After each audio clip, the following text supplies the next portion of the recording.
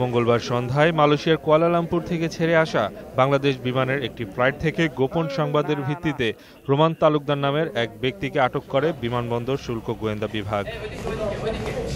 প্রাথমিকভাবে অস্বীকার করলেও হাসপাতালে এক্স-রে করার পর তার পেটের ভেতর সোনার বারের অস্তিত্ব পাওয়া যায়।